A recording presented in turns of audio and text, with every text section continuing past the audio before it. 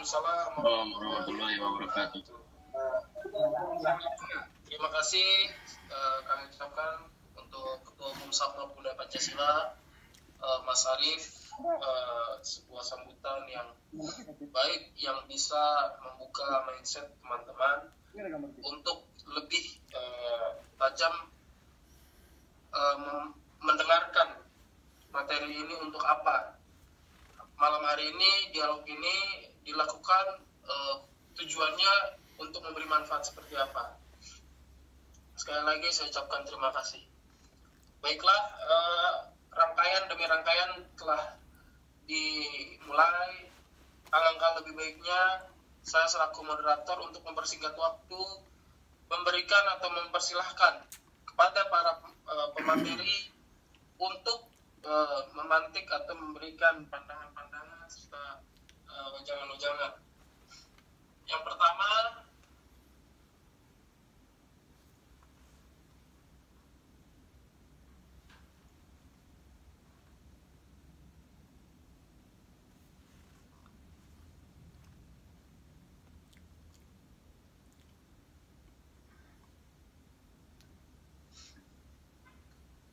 mohon maaf tadi ada kesalahan teknis. Terima kasih saya ucapkan kepada Ketua Umum Sapma Pemuda Pancasila, Mas Teguh Aulia Arif, yang telah memberikan sambutan. Demi mempersingkat waktu, marilah kita dengarkan dan persilakan kepada pemateri pada malam hari ini yang diawali oleh Bapak Imam Samsi Ali selaku perwakilan agama Islam. Untuk Bapak Imam Samsi Ali, waktu dan tempat saya persilakan. Baik. Bismillahirrahmanirrahim. Assalamualaikum warahmatullahi wabarakatuh. Salam sejahtera untuk kita semua. Om Swastiastu, Namo Buddhaya, dan salam kebajikan. Ini beda-beda ekspresi, tapi saya yakin esensinya sama. Saling mendoakan untuk perdamaian, kedamaian, dan kesejahteraan kita bersama.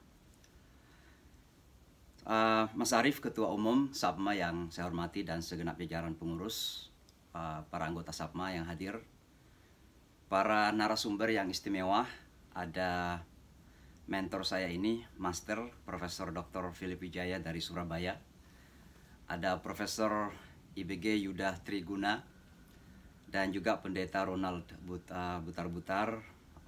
Tentu nanti kita akan mendapatkan banyak sekali masukan-masukan dari mereka semua.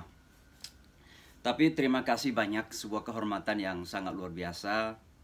Pada pagi hari ini waktu New York saya bisa hadir bersama dengan teman-teman semua, Bapak dan Ibu sekalian, untuk membahas sesuatu yang saya kira sangat penting.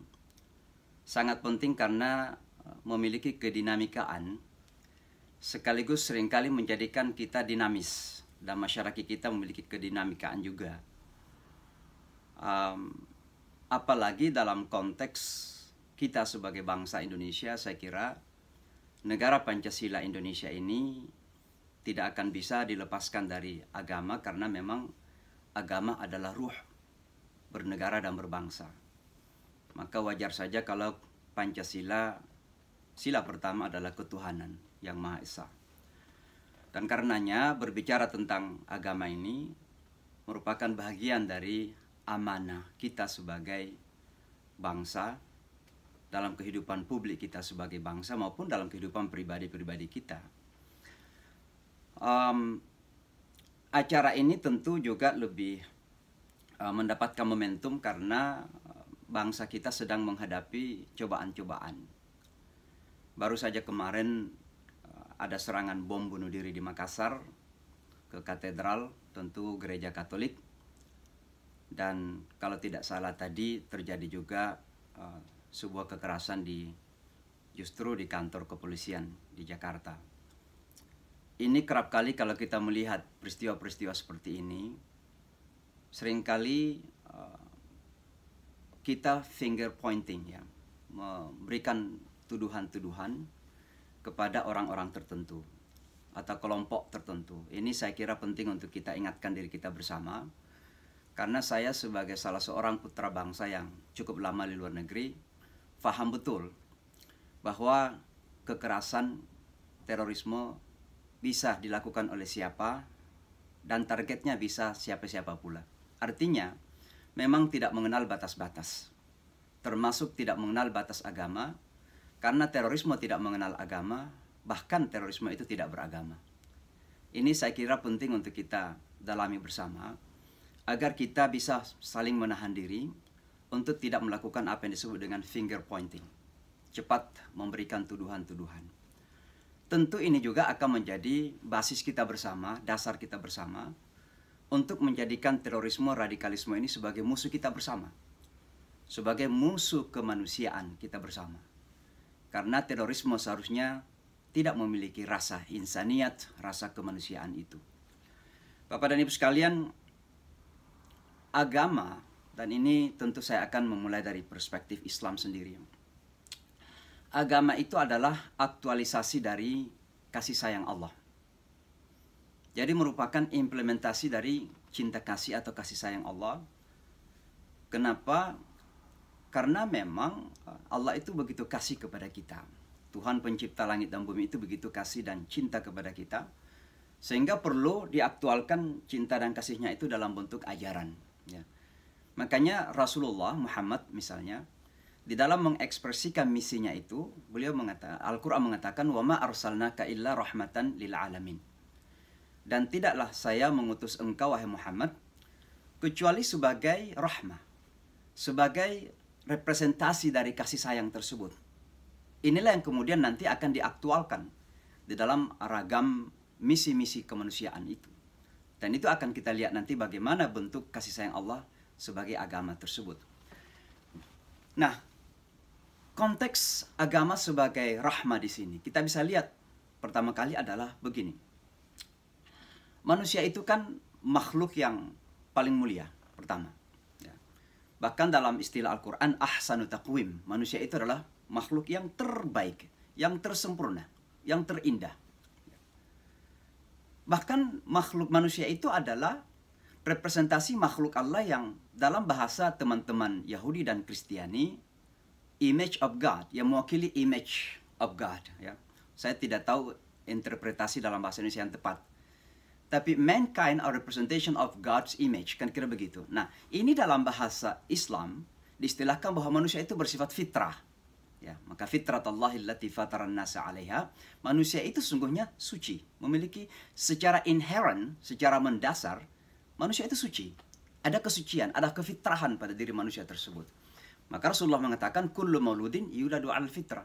Semua manusia tanpa ada sekat-sekat agama sekalipun, semua manusia itu terlahir dalam keadaan suci, itu dipandang sebagai makhluk yang memiliki kesucian itu. Nah, ini satu sisi. Yang kedua, manusia itu memiliki potensi yang sangat luar biasa. Salah satu potensi yang diberikan oleh Allah kepada manusia itu adalah 'allama Adama, bahwa Allah itu mengajarkan kepada Adam. Artinya apa? Bahwa manusia itu memiliki potensi intelektualitas yang sangat luar biasa. Maka ada daya serap yang terjadi. Malaikat-malaikat dalam pandangan kita, Muslim misalnya, malaikat itu didikte. Tapi manusia itu tidak bisa didikte. Maka manusia itu memiliki intellectual capacity, kapasitas intelektualitas. Dan itu yang kemudian menjadikan manusia mampu mengembangkan peradaban. Maka kita lihat pembangunan dunia ini. Manusia memiliki potensi yang sangat luar biasa. Ini di satu sisi. Ya, sisi positifnya. Tapi sayang sekali bahwa dalam rangka untuk melaksanakan tugas manusia di atas bumi ini, manusia kemudian dibekali dengan apa yang disebut dengan ahwa dalam bahasa agama Islam, yaitu dorongan hawa nafsu. Dorongan hawa nafsu inilah yang kemudian terkadang justru tidak terkendalikan. Yang awalnya positif. Sebab tanpa dorongan hawa nafsu, siapa lagi yang akan melanjutkan generasi kita? Ketertarikan lawan jenis misalnya itu adalah bagian dari dorongan hawa nafsu. Sehingga terjadi kesinambungan generasi. Tidak ada yang membangun pusat-pusat perekonomian dunia kalau tidak ada hawa nafsu manusia. Maka hawa nafsu manusia itu sangat penting sekali. Yang menjadi masalah, bahwa terkadang manusia kemudian gagal kontrol terhadap hawa nafsu tersebut. Maka terjadi apa? Ego yang sangat tinggi, terjadilah kemudian perbenturan-perbenturan. Inilah yang pernah digambarkan oleh Huntington beberapa waktu lalu, bahwa akan terjadi perbenturan peradaban. Padahal sungguhnya peradaban tidak akan berbenturan kalau seandainya kita pahami apa arti dari sebuah peradaban. Yang terjadi kemudian adalah hawa nafsu manusia itu terjadi perbenturan. Nah, disinilah kemudian urgensi agama hadir. Ya. Dan inilah bentuk atau implementasi rahmah, kasih sayang Allah kepada manusia, bahwa manusia yang mulia itu, manusia yang memiliki potensi itu, bisa terjatuh ke dalam asfala safilin, bahasa agama yang lain. Bisa terjatuh ke dalam lubang yang dalam. Kalau tidak diberikan tuntunan oleh Yang Maha Pencipta, Allah Subhanahu wa taala. Maka disinilah kita lihat bahwa agama sesungguhnya adalah aktualisasi daripada kasih sayang Allah Subhanahu wa taala. Maka kalau saya menjawab apakah agama itu adalah solusi atau justru problem, ya saya kira sudah terjawab bahwa sesungguhnya harus menjadi solusi. Nah, pertanyaannya kemudian, kenapa justru seringkali nampak agama ini kok tidak menjadi solusi tapi justru menjadi permasalahan? Nah, tentu kita harus melihat kepada bagaimana memahami agama dan mengamalkan agama itu sendiri. Ya, persis seperti kita ini sebagai negara Pancasila ya. Indonesia itu negara Pancasila. Pancasila itu sebuah nilai falsafah hidup yang sangat luar biasa. Dimulai dari ketuhanan sampai kepada keadilan sosial. Semuanya luar biasa. Kemanusiaan, persatuan, permusyawaratan, semua ada dalam Pancasila itu. Tapi kenapa kok Indonesia, kalau kita melihat urutan negara-negara korupsi dunia, kok Indonesia masuk ya ke dalam negara yang tinggi tingkat korupsinya gitu. Padahal di negara kita ini kok dijunjung tinggi ketuhanan, dijunjung tinggi kemanusiaan, keadilan sosial. Ini tergantung bagaimana kita melihat dan menerapkan nilai-nilai tersebut. Maka sesungguhnya ketika terjadi penyelewengan-penyelewengan keagamaan seperti yang kita lihat di Makassar itu ataupun di tempat-tempat yang lain, ya seperti yang terjadi di Amerika misalnya, bagaimana pembantaian orang-orang Asia di beberapa tempat saat ini. Kita tidak bisa kemudian menyalahkan agama itu. Tapi yang kita salahkan adalah cara pandang, cara tafsir, cara memahami agama dari seorang tersebut. Dan ini saya kira penting. Kenapa? Karena terkadang ada aksi agama yang berbasis emosi, tapi belum tentu berbasis ajaran. Saya kira kita bedakan antara emosi agama dan ajaran agama. Ada orang yang emosi agamanya tinggi, tapi tidak paham agama sungguhnya. Tidak paham. Tidak pernah belajar apa yang misalnya bagi orang Islam ya, Al-Quran, hadis-hadis Nabi, ajaran-ajaran Rasulullah SAW. Tapi emosinya tinggi gitu loh. Siap mati. Tapi nggak pernah mendalami agama itu sendiri. Nah, ini yang menjadi masalah sungguhnya. Maka, saya kira yang penting kita lihat adalah bagaimana kita memahami agama ini. Nah, maka kalau kita kembali kepada ajaran agama Islam, kita harus melihat agama itu dari dua perspektif. Pertama, perspektif teologisnya. Dari perspektif teologi ini bersifat individual, bersifat personal. Maka masing-masing pemeluk agama itu pasti merasa benar dalam hal ini. Dan kita yang memeluk agama, misalnya saya sebagai seorang muslim, saya tidak bisa memahami keyakinan teman-teman yang lain, apakah itu Kristiani, apakah itu Hindu, apakah itu Buddha, dan lain sebagainya, dengan cara pandang saya sebagai muslim. Kenapa? Karena kalau sudah masuk ke dalam ranah teologis, maka itu bersifat personal dan private. Disinilah kemudian terjadi ketika Al-Quran mengatakan, lakum dinukum waliyadin. Agamamu agamamu, agamaku agamaku. Disinilah kemudian pentingnya apa yang disebut dengan toleransi itu. Dan toleransi itulah kesiapan kita untuk memberikan ruang kepada orang lain, ya, ruang, respect, penghormatan, walaupun mungkin kita tidak seyakin atau tidak setuju dengan keyakinan tersebut. Tapi itulah yang namanya perspektif teologis dari agama-agama tersebut. Dan ada istilah-istilah yang bersifat personal, yang terkadang kalau tidak disikapi secara toleran bisa mengganggu. Nah, ini sangat penting untuk kita pahami. Ada istilah-istilah dalam agama-agama yang kaitannya kepada teologis, yang mungkin saja bagi orang lain terasa mengganggu, tapi disitulah yang disebut dengan toleransi. Disitulah toleransi. Dan saya kira banyak contoh-contoh, tidak perlu saya memberikan contoh karena kita bisa paham itu. Tapi ini sangat penting sekali. Nah, ini perspektif pertama, perspektif teologisnya. Nah, yang kedua, dan saya ingin menggarisbawahi ini, adalah perspektif humanisnya. Maka agama itu nggak bisa dipisahkan dari humanity, dari kemanusiaan. Ya. Agama itu bukan hanya di langit saja. Jadi jangan kita merasa bahwa, Masya Allah saya orang Muslim yang baik, kenapa? Karena selalu menggantung diri ke langit gitu. Masa salat kita hebat, puasa kita hebat, zikir kita hebat, tasbih kita hebat, salat malam pun hebat begitu. Tapi kita nggak peduli dengan alam sekitar kita. enggak peduli dengan sesama manusia, enggak peduli dengan tetangga-tetangga kita. Tidak demikian. Justru agama itu memiliki perspektif humanis yang sangat-sangat tinggi. Hanya dengan memahami agama secara humanis, kita akan menjadi manusia. Karena tujuan daripada agama itu adalah memanusiakan manusia. Menjaga kemanusiaan manusia. Nah, untuk menjaga kemanusiaan manusia ini, maka agama Islam misalnya melihat begini, bahwa manusia itu minimal memiliki 4 hal yang harus kita jaga. Yang pertama adalah selalu memiliki pandangan positif kepada semua manusia. Makanya sekali lagi Islam itu mengedepankan fitrah. Ya, bahwa semua manusia itu memiliki fitrahnya. Dan fitrah itu nggak pernah hilang kok. Artinya apa? Ada kecenderungan secara inheren, secara mendasar, setiap orang itu untuk baik. Siapapun dia. Jangan dilihat kepada budayanya apa, bahkan agamanya pun apa, kulturnya apa. Tapi manusia itu secara mendasar ya, ada kecenderungan untuk baik. Itu yang disebut dengan fitrah sesungguhnya. Ini yang pertama. Maka pandanglah semua manusia itu sebelum melihat kepada afiliasinya. Apakah afiliasi kebangsaan, ras, etnis, agama sekalipun, pandanglah dia sebagai manusia. Sebab dengan dipandang sebagai manusia, maka kita akan melihat mereka sebagai teman-teman kita dengan pandangan-pandangan yang positif. Itu yang pertama. Yang kedua, bahwa di dalam melihat manusia itu, memanusiakan manusia, kita harus melihat manusia itu sebagai makhluk yang mulia. Dan kemuliaan itu bukan diberikan oleh manusia, tapi kemuliaan yang langsung diberikan oleh Tuhan itu sendiri. Walaqad karramna bani Adam. Dan kami telah memuliakan anak cucu Adam itu. Al-Quran tidak mengatakan Muslim atau Yahudi atau Hindu atau apa, enggak, bukan. Manusia. Walaqad karramna bani Adam. Maka ketika kita melihat seseorang di sekitar kita, siapapun dia, pandanglah dia sebagai makhluk Tuhan yang mulia. Dan karenanya mereka punya hak untuk dimuliakan.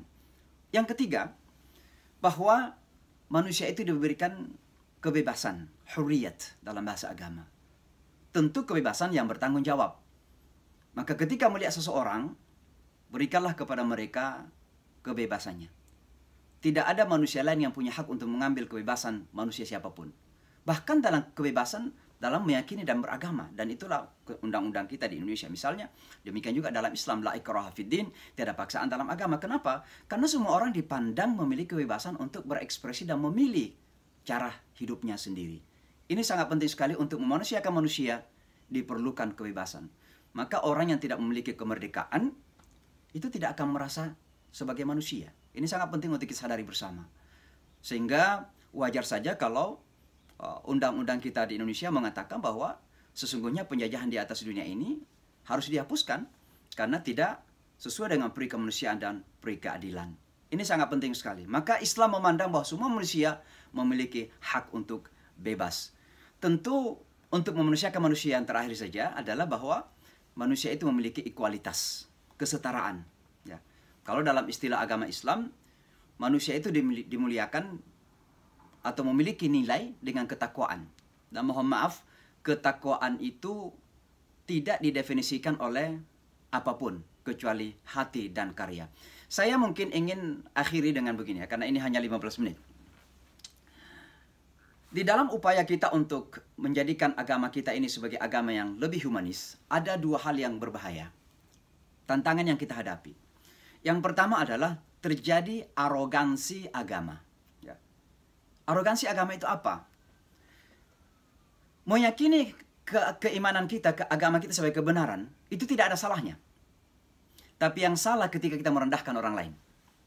Mudah-mudahan bisa difahami. Saya yakin Islam itu adalah kebenaran. Tapi saya tidak perlu merendahkan teman-teman Kristiani, Hindu, Buddha. Itu hak mereka kok.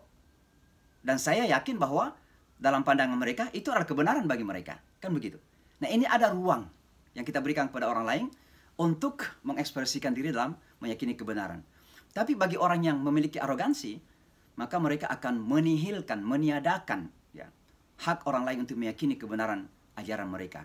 Ini sangat penting sekali untuk kita coba lawan agar tidak terjadi arogansi dalam beragama. Yang penting itu adalah mari kita mulia, mari kita terhormat, mari kita yakin dengan keyakinan kita, tapi jangan arogan. Karena arogansi itu adalah sesuatu yang sangat negatif. Yang kedua adalah, saya melihat bahwa salah satu permasalahan agama-agama dunia kita sekarang, dan ini hampir semua agama mengalami hal yang sama, adalah lacking spirituality.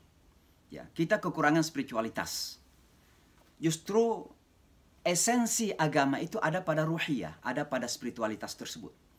Nah, sayang sekali agama yang seharusnya menyuburkan jiwa kita, yang seterusnya akan memperindah karakter kemanusiaan kita atau akhlak kita, akhlakul karimah kita, justru semakin beragama itu kok nampak seperti kita tidak berkarakter. Kenapa? Karena spiritualitasnya kurang. Maka penting untuk kita melakukan pendekatan-pendekatan spiritual approach dalam kita beragama itu. Jangan sampai agama ini kemudian dijadikan sebagai basis-basis untuk kepentingan-kepentingan sehingga terjadi gesekan-gesekan yang seperti yang saya sebutkan tadi. Yang terakhir sekali, bahwa dialog yang kita lakukan ini sangat penting sekali. Kenapa? Karena saya sangat yakin sekali bahwa semua manusia memiliki aspirasi yang sama. Aspirasi itu adalah keinginan yang sama. Teman-teman Hindu, teman-teman Buddha, teman-teman Kristiani kita juga ingin damai, ingin ketentraman, ingin kemajuan, ingin kemakmuran, ingin keadilan, sama persis dengan kita orang Islam. Maka alangkah baiknya kalau aspirasi yang baik pada semua kelompok agama ini kita pertemukan. Mari kita berjuang bersama mewujudkan kedamaian, mewujudkan ketentraman, dan tentunya juga kita sadar bahwa kita hidup dalam dunia global, dan dunia global sekarang ini dengan kemajuan teknologi informasi sudah semakin kecil dunia kita. Kita hidup di bawah atap yang sama. Hanya dua pilihan kita. Apakah kita akan berkelahi dalam satu rumah itu, sehingga rumah kita rusak, atau kita justru membangun tanggung jawab bersama untuk menjaga rumah kita bersama. Your fight today is my fight tomorrow. My fight today is your fight tomorrow. Apa yang saya perjuangkan hari ini, menentang Islamofobia, mungkin juga bisa menjadi perjuangannya teman-teman Kristiani esok hari. Dan karenanya mari kita sama-sama berjuang, menentang radikalisme, menentang terorisme, menentang kekerasan-kekerasan, dan sama-sama mewujudkan kedamaian, ketentraman untuk semua manusia. Saya kira demikian. Terima kasih. Assalamualaikum warahmatullahi wabarakatuh. Waalaikumsalam warahmatullahi wabarakatuh. Baik, sebelum saya lanjut pembahasan selanjutnya, diminta untuk para audiens apabila ingin bertanya, nantinya pertanyaan bisa diajukan melalui chat yang nanti akan dipilih oleh panitia dan akan dijawab selanjutnya setelah pemateri keempat pemateri atau narasumber selesai memaparkan paparan mereka. Baiklah, selanjutnya saya ucapkan terima kasih kepada Bapak Imam Samsi Ali yang telah memberikan pemaparan. Bapak Fort Ronald Butar-Butar selaku perwakilan agama Kristen, kepada beliau waktu dan tempat saya persilakan. Baik, selamat malam semuanya. Shalom. Assalamualaikum warahmatullahi wabarakatuh. Namo Buddhaya, salam kebajikan untuk semua saudara-saudara saya sebangsa dan setanah air, baik yang ada di Indonesia maupun yang ada di seluruh negara di dalam dunia ini. Perkenalkan, nama saya Fort Ronald Butar-Butar.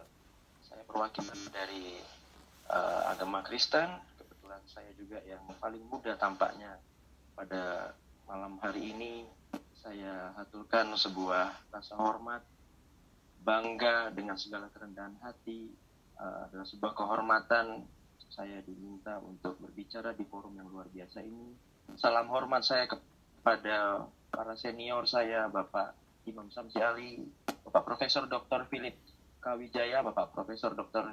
Ida, Pak UGB Yuda, dan juga Ketua SAPMA, Bro Arif, dan untuk semua rekan-rekan saudaraku yang mengikuti Zoom pada malam hari ini ataupun yang ada di YouTube Live.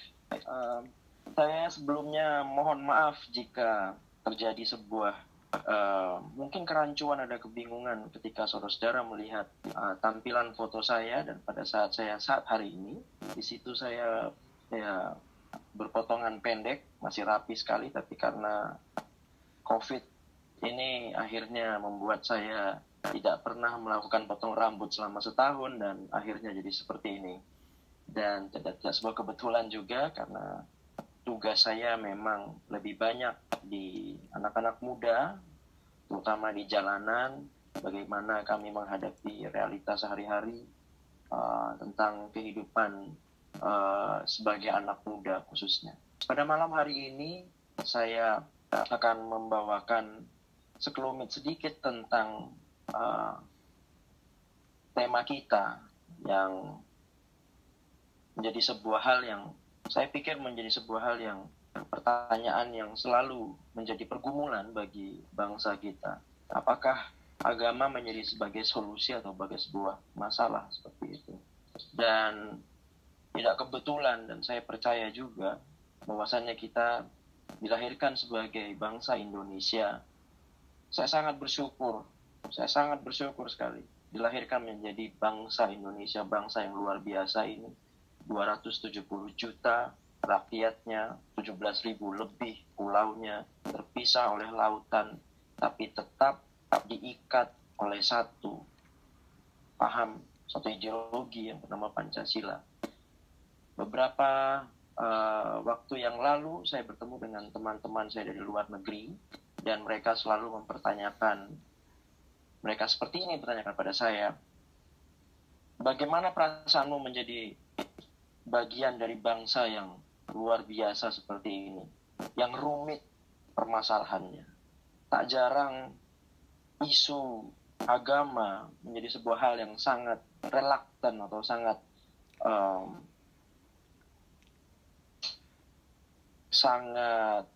vulnerable atau sangat mudah pecah sekali dalam negara dan berkebangsaanmu seperti ini. Faktanya memang seperti itu. Tapi saya mengatakan kepada mereka dengan secara bangga sekali bahwasannya saya sangat bangga sekali Tuhan menciptakan saya lahir hidup di bangsa seperti ini, yang besar seperti ini, karena saya tahu Tuhan punya rencana indah buat negara dan bangsa ini. Jadi pada malam hari ini izinkan saya dari perspektif kekristenan, kami percaya bahwasannya ketika kami dilahirkan sebagai bangsa Indonesia, pada saat yang bersamaan kami dari rakyat yang memeluk agama Kristen, kami percaya kami harus mengusahakan kesejahteraan di mana kami dilahirkan. Karena mengutip dari ayat Alkitab pada Yeremia 29 ayat 7, dikatakan seperti ini, usahakanlah kesejahteraan kota, kemana kamu, aku buang. Aku di sini adalah aku besar adalah Tuhan, dan berdoalah untuk kota itu kepada Tuhan, sebab kesejahteraannya adalah kesejahteraanmu. Kami percaya, sama juga seperti yang tadi dikatakan oleh Bapak Samsir Ali, bahwasannya di dalam ajaran agama Islam adalah hablul minannas, hablul minallah. Betul kita ya Pak ya? Nah, itu adalah sebuah hubungan ke atas ke Tuhan, horizontal juga kepada sesama manusia. Kami juga diajarkan seperti itu, karena kami juga memiliki yang namanya hukum kasih yang tercatat di dalam ayat Alkitab Matius 22 ayat yang ke-37 sampai yang ke-39. Seperti ini bunyinya. Jawab Yesus kepadanya, kasihilah Tuhan Allahmu dengan segenap hatimu dan dengan segenap jiwamu dan dengan segenap akal budimu. Itulah hukum yang terutama dan yang pertama. Dan hukum yang kedua yang sama dengan itu ialah kasihilah sesamamu manusia seperti dirimu sendiri. Ini adalah sebuah hukum yang bagi orang Kristen adalah hukum yang paling utama. Itulah hukum kasih. Oleh sebab itu, dimanapun kami berada, kami berbicara, we speak up on behalf of the name of the Christian. Kami berbicara atas nama orang-orang yang beragama Kristen. Kami memegang teguh hukum ini dimanapun kami berada dilahirkan, khususnya di Indonesia. Kami akan tetap memegang teguh hukum ini. Kami mengasihi Tuhan juga mengasihi sesama manusia. Sehingga kami juga melihat bahwasannya ideologi bangsa ini, yaitu Pancasila yang luar biasa itu, yang tercatat khususnya pada sila yang pertama, ketuhanan yang Maha Esa, ini membuat sebuah legitimasi khususnya kepada kami, kepada anak bangsa yang beragama Kristen, untuk mengedepankan kehidupan yang berketuhanan. Bukan hanya saja kehidupan berketuhanan yang internal, tapi juga eksternal harus keluar. Bahwasannya kami sangat-sangat bangga ketika negara kami ini yang sangat majemuk seperti ini diikat oleh Pancasila seperti itu. Dan ketika kami melihat juga pada hari-hari belakangan ini, tahun-tahun belakangan ini, kami melihat terjadi sebuah hal-hal yang sangat mengiris hati kami. Sebenarnya itu bukanlah sebuah cerminan bahwasannya agama adalah sebuah problem. Sama yang dikatakan oleh tadi Bapak Imam Samsi Ali seperti itu, bahwasannya itu adalah sebuah, kalau tidak salah tadi beliau mengatakan sebuah keradikalan yang terlalu sekali pada agama. Bukan begitu ya Pak ya? Bukan pada ajarannya Pak ya, artinya pada oknum-oknum seperti itu. Dan itu memang bukan hanya terjadi kepada satu agama, saya yakin juga di setiap agama juga ada seperti itu. Dan ini membuat kami sangat miris sekali. Dan terus terang, ini menjadi sebuah bahan doa kami. Karena kami percaya sekali. Kata agama kita bisa temukan di dalam kamus besar bahasa Indonesia. Itu artinya adalah ajaran atau sistem yang mengatur tata keimanan atau kepercayaan dan peribadatan kepada Tuhan yang Maha Kuasa, serta tata kaidah yang berhubungan dengan pergaulan manusia dan manusia serta lingkungan. Itu adalah sebuah ukuran dan pembatas yang sangat jelas dan pasti kepada kita ketika kita memeluk agama di dalam negara dan bangsa yang luar biasa besar, majemuk, dan indah seperti Indonesia ini. Kita seharusnya tahu untuk harus melakukan apa yang sesuai dengan kaidah agama kita. Namun pada perkembangannya, kami juga melihat tentang kemajuan zaman pada zaman kali ini. Kita masuk ke sebuah zaman, bahkan ada generasi yang dikatakan generasi milenial seperti itu. Sebuah perkembangan zaman yang sangat cepat sekali. Saya mungkin bisa dikatakan generasi Z seperti itu. Orang-orang yang mungkin lahir 90 awal atau 80 akhir seperti itu. Kami melihat bahwasannya perkembangan zaman pada saat ini sangat cepat dan kita berada di sebuah zaman yang sangat kompleks sekali, di mana kehidupan berkebangsaan dituntut untuk mau tidak mau harus mengikuti perkembangan zaman, khususnya teknologi saat ini. Dan ironisnya, tanpa sebuah kesiapan yang efektif dan efisien, bangsa kita tampaknya mengalami hal yang keteteran atau mengalami hal yang kurang siapan dengan perkembangan zaman saat ini, khususnya dalam teknologi. Sehingga alih-alih persona yang seharusnya tidak siap, tapi agama yang dijadikan sebagai sebuah sansak hidup, agama yang dijadikan sebagai sebuah sasaran, sehingga kata intoleran itu disematkan kepada agama. Saya kurang setuju untuk hal itu secara pribadi. Saya percaya, seperti apa yang dikatakan Bapak Samsi Ali tadi katakan, semua agama itu mengajarkan cinta kasih. Saya percaya itu dan saya aminkan. Tapi yang terjadi di dalam kehidupan saat ini, bahkan di dunia internasional, global, apapun itu, dimanapun itu, apalagi khususnya yang terjadi di Indonesia saat ini, kejadian intoleran, bahkan beberapa hari lalu terjadi di Katedral di Makassar, bahkan yang barusan terjadi di Mabes Polri saat itu adalah sebuah hal fakta, kenyataan. Tapi itu bukan kebenarannya, karena tidak semua fakta adalah kebenaran. Kita harus bisa melihat jeli dari point of view yang benar. Karena baik saja tidak cukup. Tapi kita harus melihat dari point of view yang benar seperti itu. Kami dari saudara-saudara yang menganut agama Kristen, kami miris sekaligus juga kami cry out to God. Kami berseru kepada Tuhan supaya Tuhan benar-benar memberikan belas kasihan kepada negara kita, bangsa Indonesia yang sangat luar biasa ini. Dan ini yang saya percaya, tangan Tuhan tidak kurang panjang untuk menjangkau Indonesia. Dan mata Tuhan tidak tertutup untuk Indonesia. Mata Tuhan juga selalu melihat anak-anaknya yang berseru dan menangis berdoa untuk minta perkenanan, kemurahan, anugerah untuk Indonesia. Telinga Tuhan juga tidak tertutup untuk semua doa-doa yang baik bagi bangsa kita, baik untuk yang ada di Indonesia, bahkan untuk semua anak Indonesia yang diaspora kemanapun mereka pergi saat hari ini.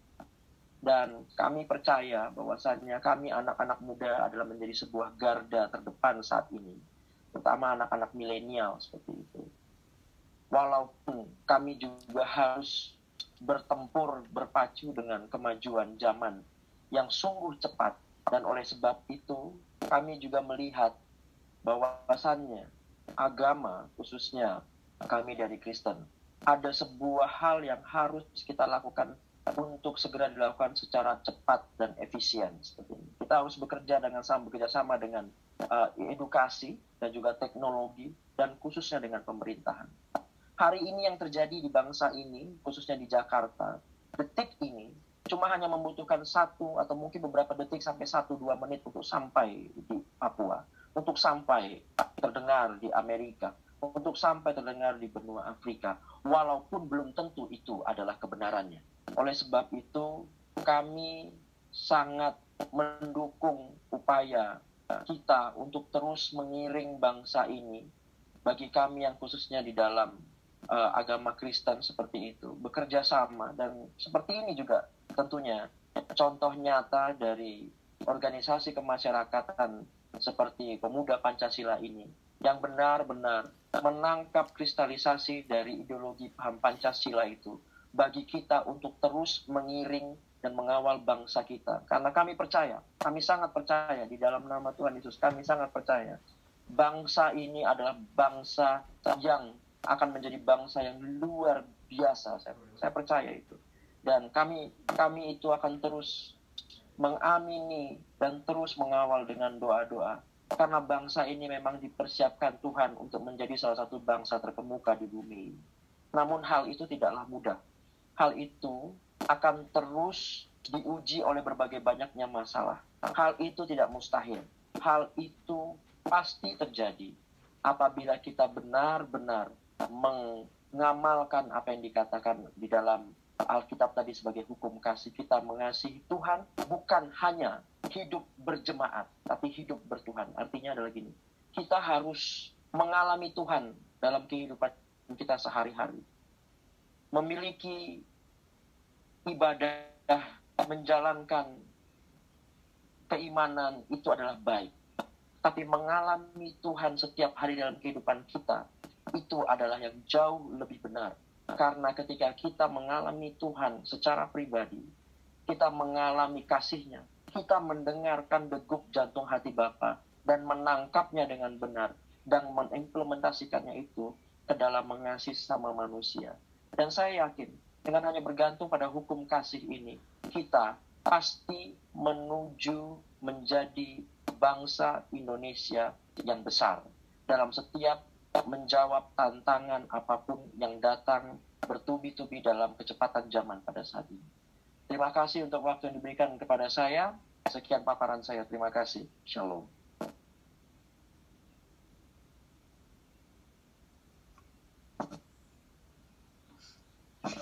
Terima kasih saya ucapkan kepada Bapak Ford Ronald. Selanjutnya kita dengarkan paparan dari narasumber kita yang mana akan mewakili dari agama Hindu kepada Bapak Profesor Dr. IDG Yuda Triguna. Waktu dan tempat saya persilahkan. Terima kasih, saudara moderator yang saya hormati, para narasumber yang lain, Bapak Imam Samsi Ali, Bapak Philip Awijaya, dan Ronald Nen. Saya tadi terkesima dengan paparan Bapak Imam Samsi Ali. Terkesimanya pada satu hal penting, kok pola pikir memulai cerita ini kira-kira agak mirip Pak Imam, ya.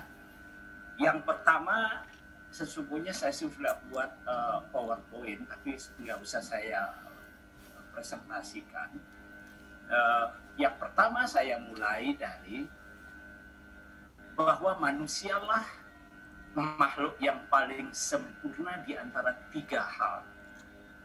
Yang pertama tentu tumbuhan, yang dalam terminologi kami hanya diberikan satu kekuatan, yaitu energi, yang kami sebut dalam tempat kami itu bayi. Kemudian hewan, binatang diberi dua kekuatan yang disebut dengan bayu, energi, dan sabda, suara. Manusia diberi tiga kekuatan yang ditambah dengan idep. Idep itu pikiran.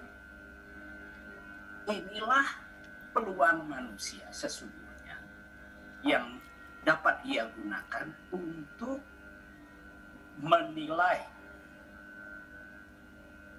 mana tindakan yang sesuai dengan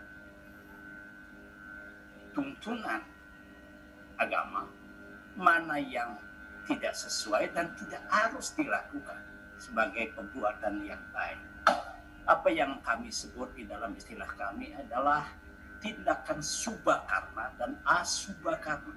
Jadi dua jenis tindakan yang diutamakan karena manusia punya ide, punya pikiran, punya kebijaksanaan, maka dia harus memilih tindakan-tindakan yang bersifat subhakarma. Itu yang pertama yang ingin saya sampaikan. Yang kedua,